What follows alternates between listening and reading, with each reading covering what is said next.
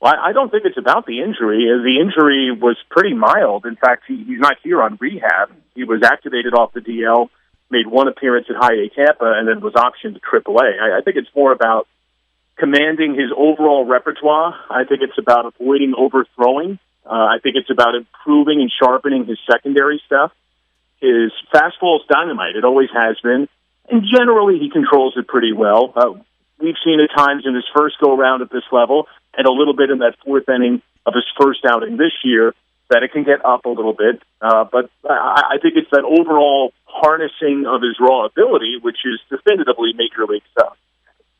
We understand AAA baseball at times is almost looked at as purgatory. Heaven's the majors, hell is a little bit lower. But guys at that AAA level want to get to the big leagues. Has Nick Swisher been a distraction or been a problem in that locker room for some of those younger guys? Not at all. He's the exact opposite.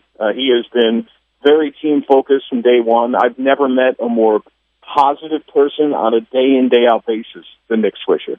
It's what you see in the greater media, what the fans see from the smattering of interviews, that's him. That's him every day. He's always on. He's always eager to go. He's been pushing this team right from the outset to think about it in the concept of team and to not worry about individual accolade or numbers, to focus on winning. That's one of the major hallmarks of his rhetoric to area media when we go to other cities, and inevitably every city wants to talk to him for the first time. He talks about how in his original run with the Yankees, there was so much focus on winning, and he thinks that should be at the AAA level as well. Now, yes, you're developing, and you want these guys to augment and help your big league team win games, but there is a culture to winning as well, and that's part of what he's saying, that, yes, get your individual work done, improve your skill set, broaden your base so that you can play multiple positions, so that you can help the team in any way possible, but learn how to win, because that's its own learning process. The voice of the AAA New York Yankees, the Scranton Wilkes-Barre Rail Riders, John Saydack, joins us here on the phone lines on 104.5 The Team and 104.5theteam.com. John, give us, the New York Yankee fans here in the Capital Region, some names to remember, some names that are really impressing right now in AAA. Chad Green, who has made his big league debut, you saw him against the Diamondbacks. The fifth inning didn't go great against Arizona, but he entered yesterday's start leading the league in ERA. As his first year at AAA, he came over in the Justin Wilson trade, along with Luis Sessa, who's in the big leagues now. And Green was more impressive than Sessa at this level. But what Green learned in that big league outing against the Diamondbacks, he needs a better changeup. He wasn't throwing it that often. It wasn't a great pitch. He's been mainly a fastball slider guy. So that's his biggest focus with his return to AAA. But he's a really young, hard-throwing right-hander, some shades of Severino. He doesn't have 95 to 98. He's 93 to 95. But he commands it very well. He keeps it down. It's got a little bit of run to it. His slider is a very good pitch. He's a changeup away from being a rotation guy. He can take the ball every 5 days, and he can win games, and he's under cost control for a long time as a younger player. I would also say Gary Sanchez, who unfortunately has been hurt the last couple of weeks.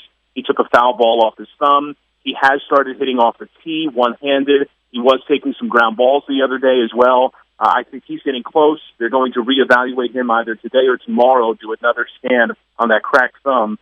And depending upon the results of that, he could begin playing in greater earnest in the coming days. He was killing it. I really thought of the major position player prospects entering this season, he was probably the most flawed. We knew he could hit. He hit a home run in his first plate appearance, a giant moonshot at AAA out of the All-Star break last year. But what we didn't know, could he polish himself behind the plate?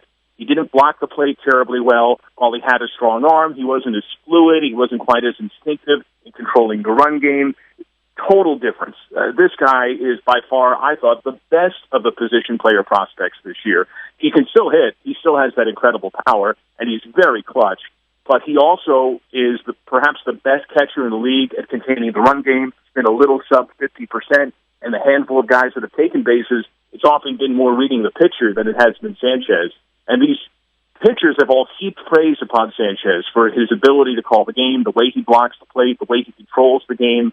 There's been a maturation about him in a compressed span of time that I've never seen before at this high of a level. And I would also say Kyle Higashioka, who has stepped in as the starting catcher after Sanchez went down. Higashioka was a career .233 minor league hitter who was known well within the confine of the organization, a drafted guy, very good defender, a lot of those cerebral skills. but didn't quite have the bat. That's changed. He hit nearly 290 at Double-A, had an OPS around 800. Joe Girardi has brought up his name when speaking about the breadth and depth of the minor league system.